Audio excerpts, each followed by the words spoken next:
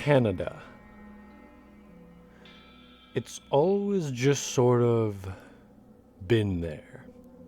No massive corporations, no great military successes, and no key role to play on the world stage, unlike the United States. This certainly is a great tragedy. But in this tragedy, there lies an opportunity. A mostly blank canvas provides an opportunity to paint, and that is exactly what I have done with Fallout Cordillera. A Cordillera, as I'm sure you're wondering, is a system of mountain ranges that often run parallel to each other. Thus, I thought this name quite fitting for the location of what is essentially my little slice of the Fallout universe. Because British Columbia, even before the war, had some unique things going on within its mountain ranges. The Sino-American War was proving quite taxing on the American government. As a result of this, Canada began to lose more and more of the sovereignty it enjoyed for so many centuries. Because when America wants something, they take it. And that is the tale, the tragic tale, for us Canadians.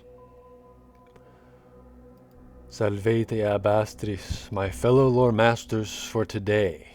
We explore Fallout Cordillera, which I would like you to know is entirely of my own creation. So let us once more delve into the library of lore, shall we? Before the war, Canada was always the younger brother to the United States.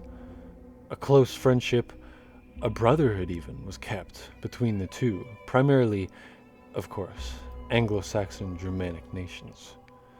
They fought wars together, traded together, and vacationed at each other's most prized destinations. But America was always bigger. They had Robco, General Atomics, Poseidon Energy, and Canada had Trident Hydro Limited, the Cordilleran Corporation, Grand Niagara Limited, the Hudson's Bay Company. These companies were certainly nothing to scoff at, and some of them held nationwide monopolies on select markets. But as strong as they were, the corporations of America simply existed on another level. Despite this fact, our focus is not Canada at large, but rather British Columbia, Vancouver, and of course, the Western Rockies. There were a number of local corporations that held considerable swaths of power within and even slightly beyond the province. I'll provide a brief synopsis on the primary pre-war players of Fallout Cordillera and what is essentially Vancouver and its surrounding areas. First off, we have the Cordilleran Corporation. These people manufacture literally everything, from guns to fridges to batteries, and as their saying goes, you name it, we make it. Secondly, let's talk about Trident Hydro Limited, who are actually important after the war for reasons we unfortunately may have to get to in another video.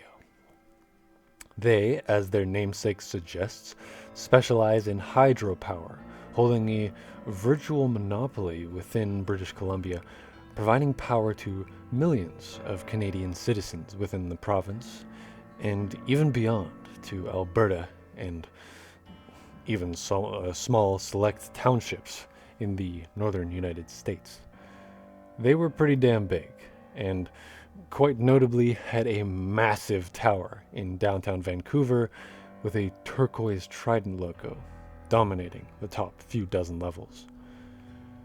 Tertiarily, which is a word despite your doubts, we'll talk about the Colloway Foundation, an asset management company that dominated just over 45% of Vancouver's business. These people were the bank.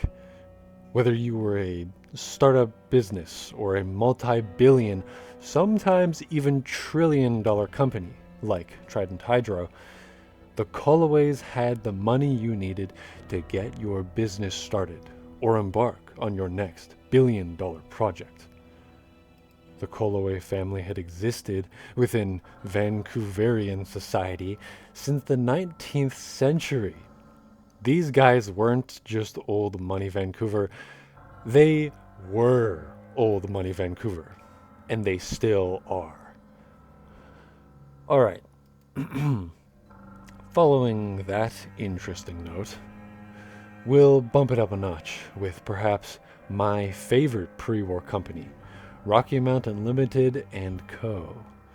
Initially an entertainment company founded in 1954, Rocky Mountain Limited focused its limited efforts on newspaper comics, small film skits, and short stories. Many of these short stories featured an RCMP officer named Rocky Ranger Mary, who served as a heroine type, saving people and helping wildlife throughout the Canadian Rockies. Over the next decade after the company's founding, the newspaper comics and short stories would soar in popularity, giving birth to Rocky Mountain Limited as a professional entertainment forum. They would go on to make movies, TV shows, an entire novel series that would later be faithfully adapted onto the screen, even go as far as to brand their own company soft drink, though that was more of a side project. Though admittedly, this off-brand side project ended up garnering immense popularity among Western Canadians, only resulting in further admiration of the now staple picture and literary entertainment company. You see, in 1976, Rocky Mountain Limited officially released their brand drink called Rocky Mountain High, with a catchy slogan stating, "It always stays cool." And this was certainly no lie. There were very unique cooling properties that this soft drink possessed. But that is something that I will task you with remembering. So store that one away, because we will be returning to that detail. But anyway, Rocky Mountain High would go on to become somewhat of a staple of Rocky Mountain Limited, despite not retracting them from their roots. Rocky Ranger Mary, by this point, was over 20 years old, and some thought it was time that she moved on from her roots. As a result, she became the official mascot of Rocky Mountain High, the soft drink, and the company doubled down on their publicity with the character, which only garnered further success. By the twilight of the 20th century, Rocky Mountain High had multiple different flavors to its name, with many more to come, and had expanded into other Canadian provinces across the prairies, even beginning to show up in stores in Ontario, and expanded south to states such as Washington, Oregon, Montana, and Idaho. From the early 1990s all the way to the early 2040s is considered the golden age of this company.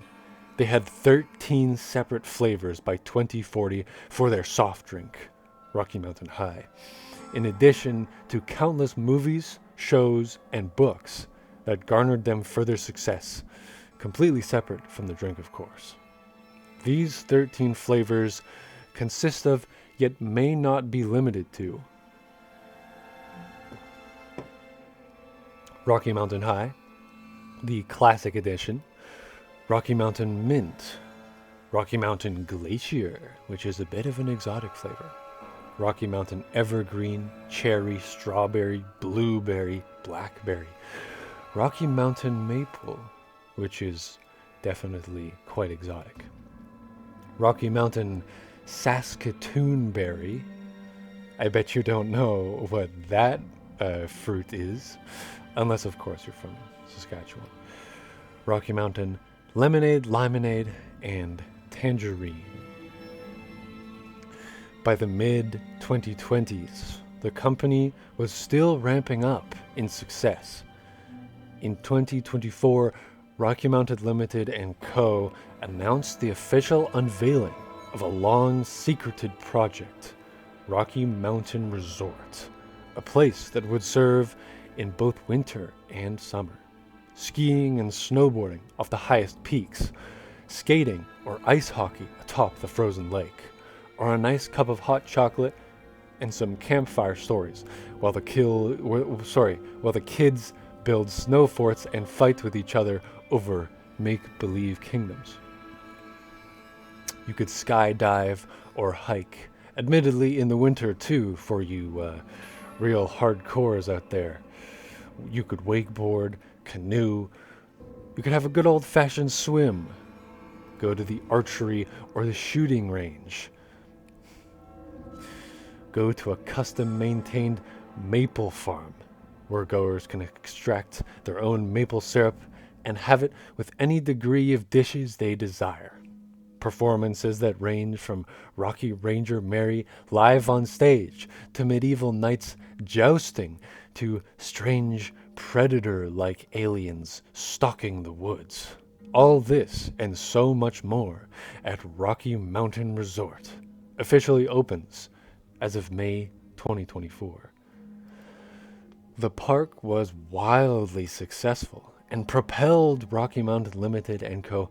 to the national stage, granting them the ability to compete with giants such as the Colway Foundation, Trident Hydro Limited, the Cordillera Corporation, and even select corporate entities within the United States. Overnight, Rocky Mountain Resort became a staple of Western Canadian culture, earning the title of Canada's pinnacle of amusement, with the designers of the park winning multiple awards. This, if you will, indulge me for a moment, this was the pinnacle of the Rocky Mountains high. But as we know, nothing lasts forever. Even high Rocky Mountains. Okay, I'm sorry, I'll stop now. Because it is very well known that in 2044, a new soft drink player would enter the market. Naturally, that player being none other than the infamous, the intrepid Nuka-Cola. Sweeping across the United States like a firestorm of nuclear radiation, Nuka-Cola over the next 4 years would become America's most popular soft drink. The people of Washington, Oregon, Montana, and Idaho had passionately been drinking Rocky Mountain High for almost 50 years now. By this point, out of tradition, and they weren't keen to make the switch so quickly. The kids, however, thought differently. They wanted to be cool, like the rest of America, and embrace the hip new soft drink, Nuka-Cola. Playing to this advantage, among other clever marketing and business strategies employed by Brad Burton himself, the 4 states were painfully wrestled from Rocky Mountain Limited, as Nuka-Cola even began popping up in Ontario and Albertan stores, though they would have a much harder time installing a permanent customer base in Canada, as people seemed to adore Canada's favorite soft drink far too much to make the switch to Nuka-Cola. Yet, despite the rise of this brand new superstar, Rocky Mountain High would persist, holding its own well into the 2050s and even the early 2060s. Yet America, despite all its propaganda and increasing federal control of its own people, was running short on resources. Thus, the Alaskan pipeline running through western British Columbia was created, and the American government pressured Canada into allowing U.S. military units to guard the pipeline. Naturally, this greatly angered locals. The pipeline running straight through the heart of Cordillera. Despite this was of little consequence to the American government. By 2066, I'm sure you're waiting with bated breath for me to announce the breakout of the Sino-American War, which led to a wildly increased military presence in Canada and a raping of her resources, both economic and natural. Corporations and governments alike were left to fend for themselves, as it was only thanks to families such as the Coloways in Vancouver was Canada actually able to maintain at least some amounts of sovereignty. Other corporations such as Trident Hydro weren't as lucky. They were particularly sought after due to their monopoly on electricity and couldn't save themselves on time. Entire forests were cleared. Mountainsides were blown apart in search of iron, gold, or other sought-after metals. Canada's stunning natural landscape was being destroyed, all to fight a war that would ultimately spell the end of everything. By 2069, Canada was hanging by a thread and was practically considered Little America in the minds of American citizens. Not to mention the economic hardship that these past years had brought with the increasing shortage of global resources. These things combined caused the Great White North to snap like a twig in 2072. Average citizens performed nightly raids and gas attacks on American military garrisons. They also continually attempted to sabotage the Alaskan pipeline, unfortunately to little success. Yet, on the 3rd of July 2072, this was exactly the fuel that U.S. Army official Buzz Babcock needed to announce the official annexation of Canada by the United States of America. July 3rd. This was only 2 days after Canada's birthday. I believe they would be turning 203 years old. Quite the tragedy. Canadian cities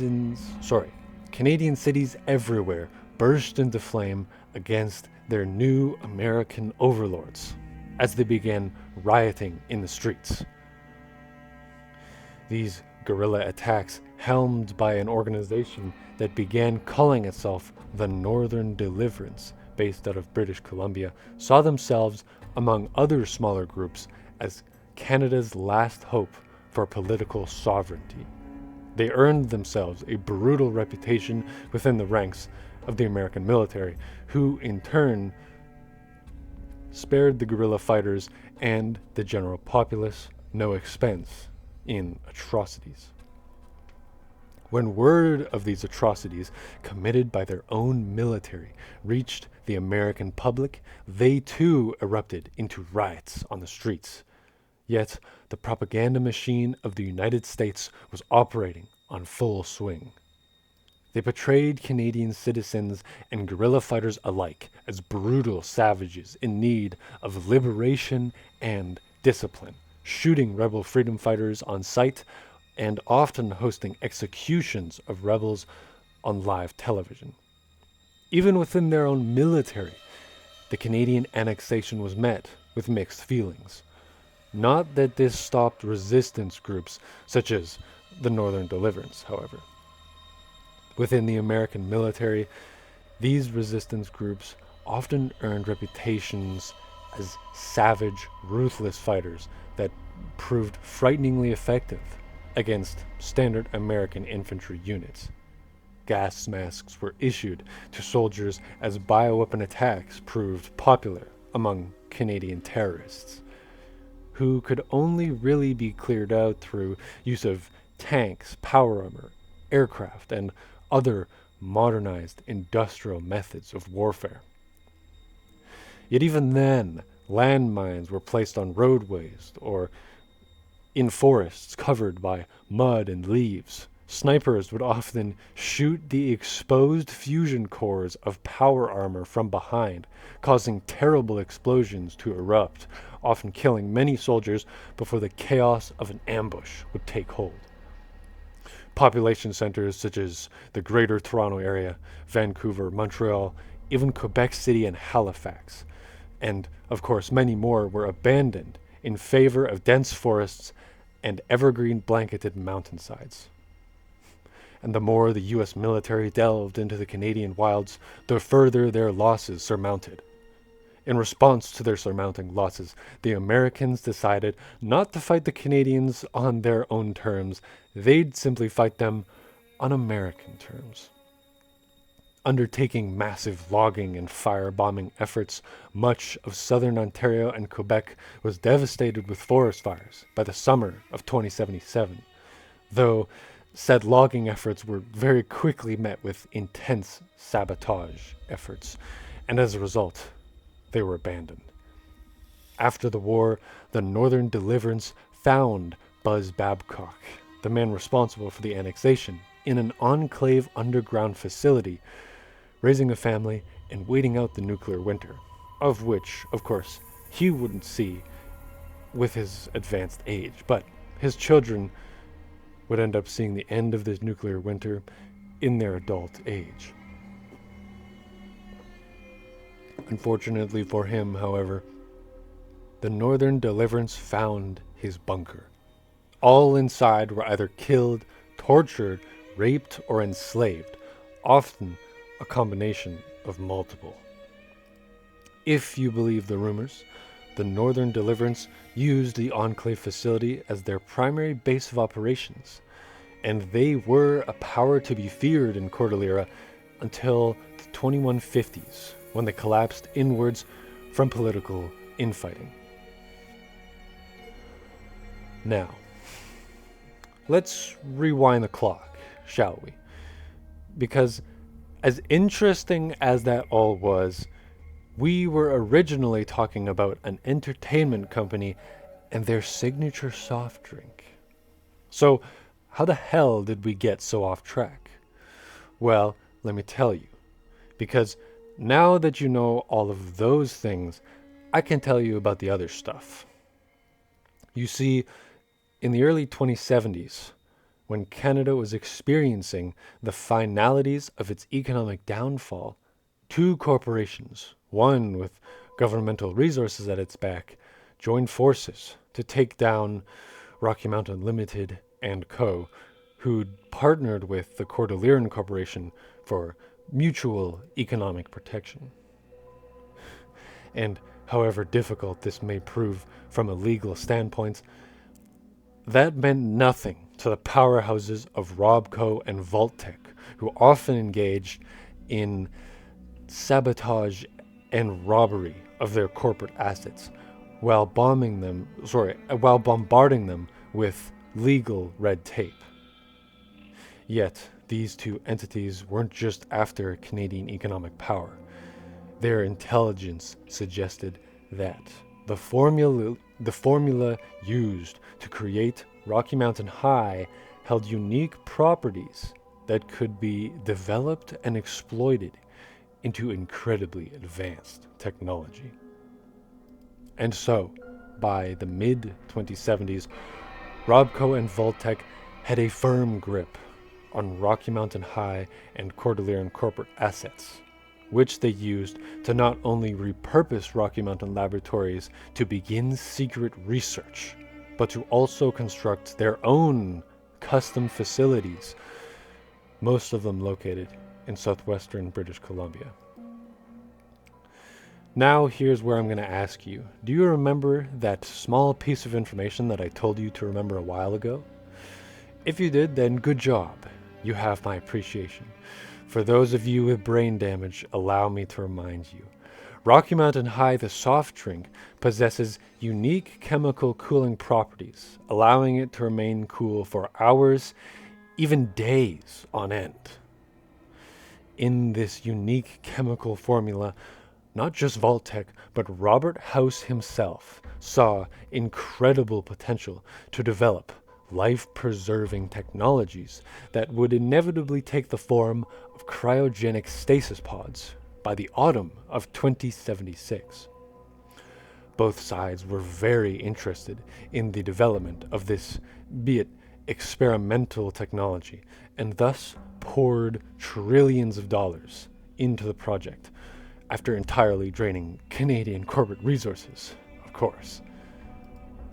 The Cordillera Corporation was long since bankrupt, and Rocky Mountain Limited and Co. had been forced to close down their much beloved Rocky Mountain Resort in September of 2076, something that was truly seen as the end of Great Northern liberty and even culture.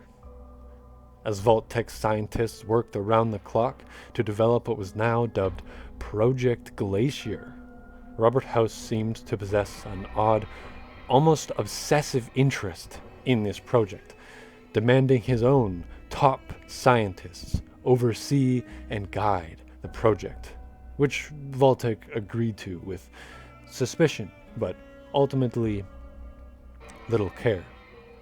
By September of 2077, Project Glacier was now considered a top Vault-Tec secret, not even to be shared with select elements of the US government.